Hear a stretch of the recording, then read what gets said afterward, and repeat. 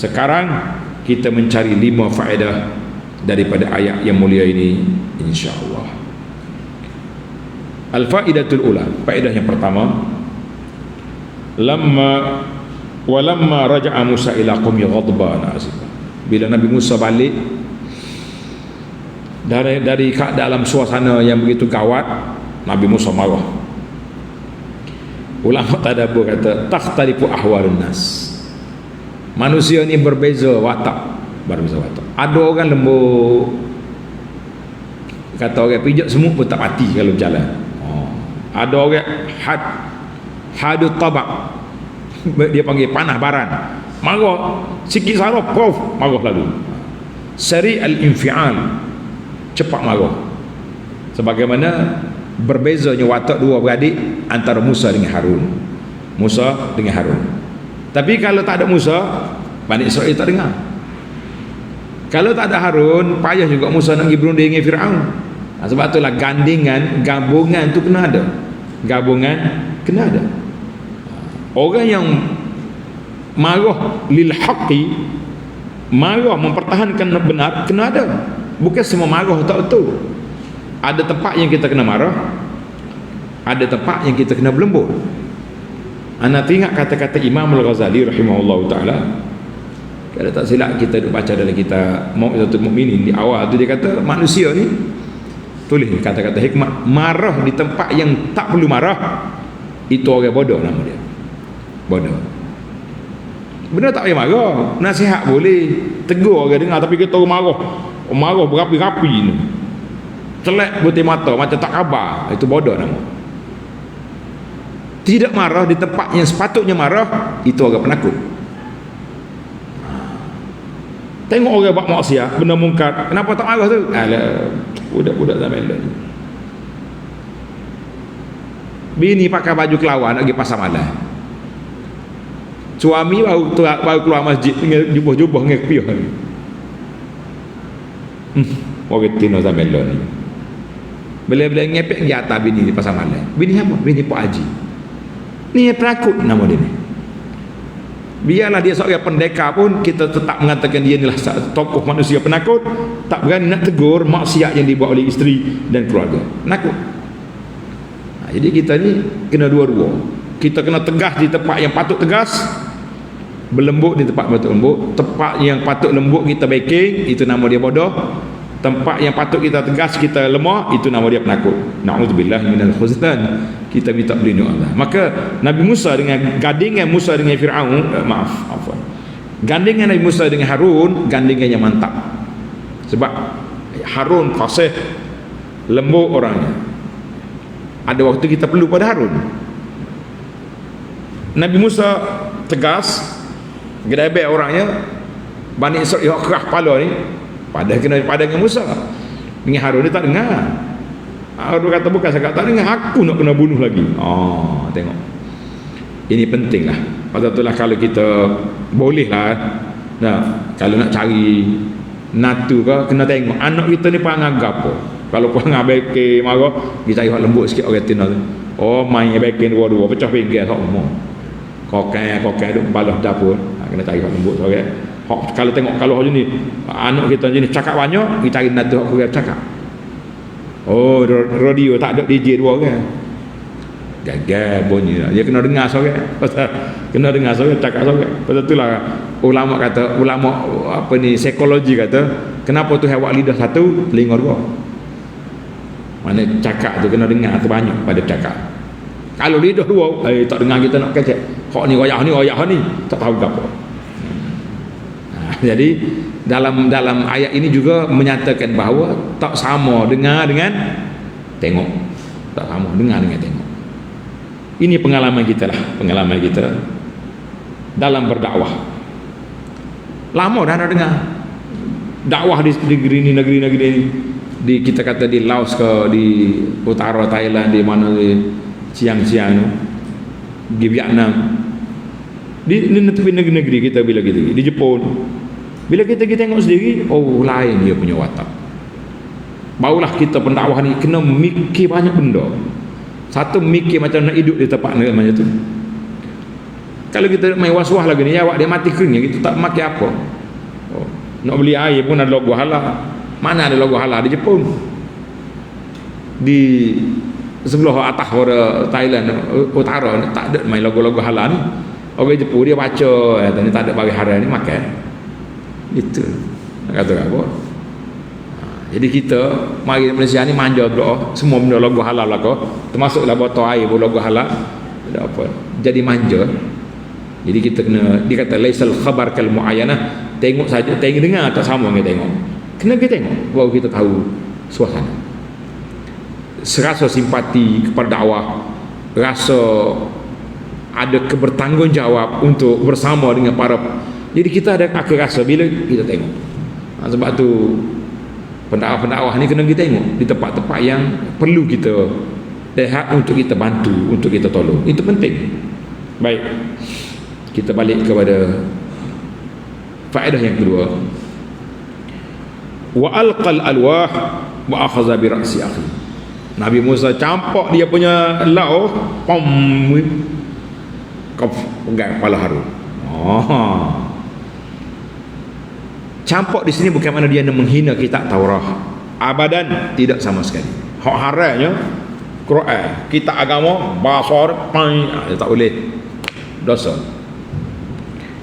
Tapi kalau dia tak sedar macam Nabi Musa, dia terlalu panik dia dengan ialah dia baru terima munajat berkata-kata dengan Allah. Dia ingat dia balik ni Bani Israel ni kat wali belaka. Nak juru taat soleh kelip-kelip mari. Lain macam dia orang ni. Aku pergi menghadap Tuhan. Mu di kampung pergi cari Tuhan lain. Macam mana tak marah. Cuma infial, dipanggil infial ni orang panggil emosi sangat lebih emosi dia lebih. Jadi Nabi Musa AS bukan niat nak menghina Taurat, tidak sama sekali, tapi dia campak kerana kejut. Orang panggil apa ni, bahasa orang ni trauma ke apa benda, nak kata teroja suka macam yalah tak nak terima lah panik apa. Bila cerita bab campak ni ana nasihat kepada para jemaah ni, hok dah baca Quran dengan handphone ni, baca Quran dengan telefon ni, jangan duk campak Quran atas latar gitu. Dia tengah duk mengaji Quran ni, Quran ada kan. Jadi kadang mau repot ni, imam tarawih lah ni trend dia pergi atas telefon lah baca. Tak ada dah Quran besar tak main dah tu. Tu zaman dulu tradisional tu dia pakai. Tok imam tua ya pakai lagi tu. Pakai telefon kau tak nampak. Ni bila telefon buka gini, bila dia nak sujud rokok, dia capuk atas lantai. Duduk celah kaki dia, ayat Quran buka. Kita kata no. Jangan buat perangai ni, tidak baik.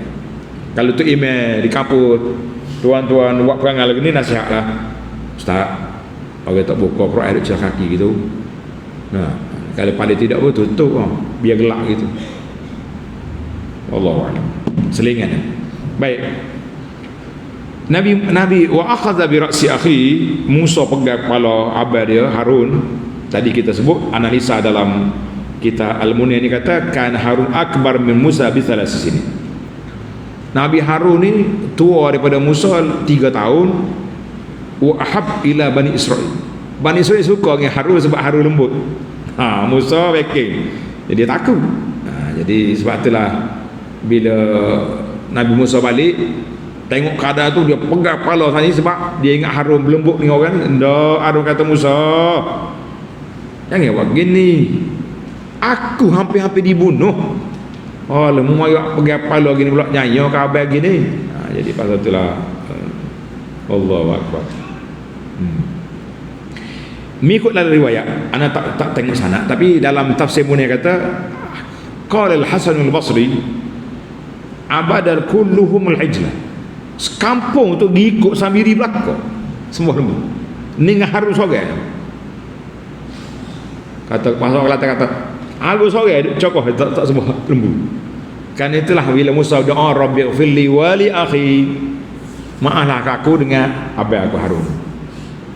Tak sepatutnya Nabi pergi doa untuk dia dua orang ya. Kalau ada lagi pengikut, tapi tak ada orang ikut. Itu analisa daripada kitab Al-Munir. Wallahu a'lam. dari sudut sanad. Baiklah, kita break sikit-sikit sudahlah, panjang-panjang tak apa. Yang ketiga, Musa kata apa? Qala ibn umma inna, Musa kata apa? A'ajiltum amra rabbikum, bi sama a'ajiltum amra rabbikum, menggopoh belorak apa-apamu ni, aku tak ada balik lagi, sesah munajat, mungkin cari Tuhan lain. Jadi ulama kata, ulama bahasa, kita main bahasa sikit hari ni, celak mata tu, ulama bahasa kata, apa beza di antara al-ajalah dengan as-sur'ah? Kalau tengok dalam kamu, dua-dua tu laju belakang, cepat belakang. Sur'ah, laju. Ada apa ni, al-ajalah pun laju juga, cuma beza sikit. Dia kata a'ajiltum, kamu gopoh.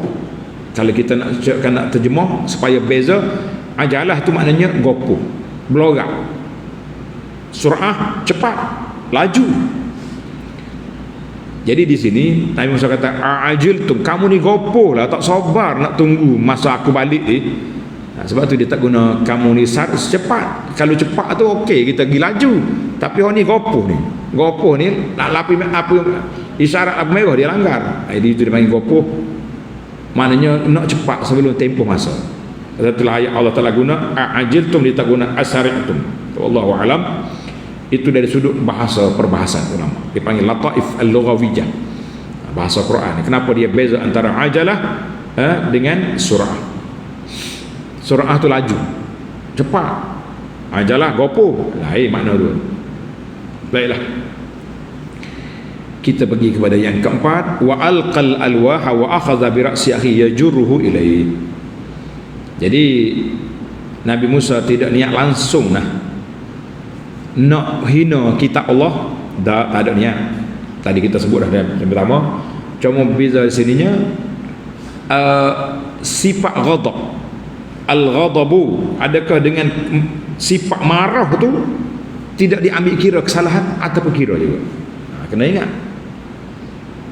di sini Nabi Musa marah bukan marah semata-mata ikut nafsu, dia marah kepada apa yang berlaku di tempat dia. Maka Allah Ta'ala beri keunzuran kepada Musa. Tuhan tak cela dia, Musa mau pergi campak kita aku tak. Tuhan cerita ya, wa alqal alwah wa akhadha bi ra'si akhi. Jadi Nabi Musa di sini dia marah, di sini marah mata-mata kerana Allah, tapi oleh kerana kepanikan itu, maka tanpa ikhtiar tercampur kita, tanpa ikhtiar. Supaya juga dia pegang kepala Harun ni pun bukan niat nak hina dia, tapi tak tahu nak kata, terlalu orang panggil panik sangat, kau pegang tarik kepala kau itu, lepas tu minta maaf kan. Jadi kita kena ingatlah bahawa dalam beberapa hukum marah ni ada kategori. Pasal tu orang marah macam dia kata dia cerah bini dia sebab dia terlalu panik. Bini dia tak nak kata dah, aku cerah sampai salat 100 ada apa marah doa. Ada kejatuh salat atau tidak?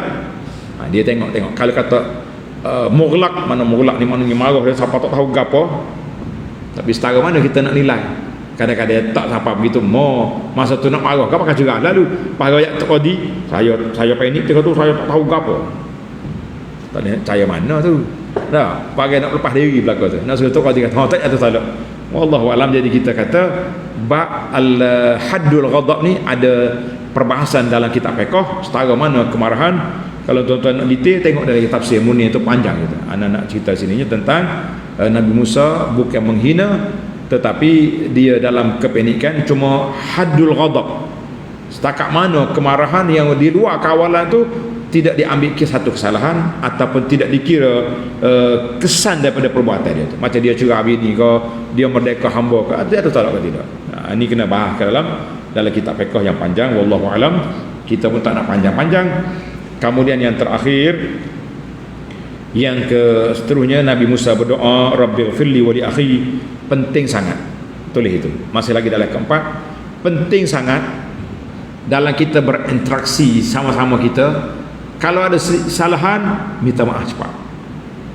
Kita dengan adik-beradik lah contohnya, terpijak ekor sikit, Oh, budak ni. Jadi salah, minta maaf. Tapi Nabi Musa settle cepat dia. Bila dia tahu sebab, Rabbil firli wa li akhi. Jangan panjang cerita ni, adik-beradik pun nak balas buat apa. Kita mari daripada ibu mak yang sama. Nah, daripada membesar sekali molek-molek ya. Tua-tua nak berkelahi. Lah. Jadi Nabi Musa dengan Harun cepat berdamai dia. Apabila dia tahu keuzuran yang berlaku, kita kena terima maaf. Alhamdulillah. Baiklah yang terakhir Allah Taala sebut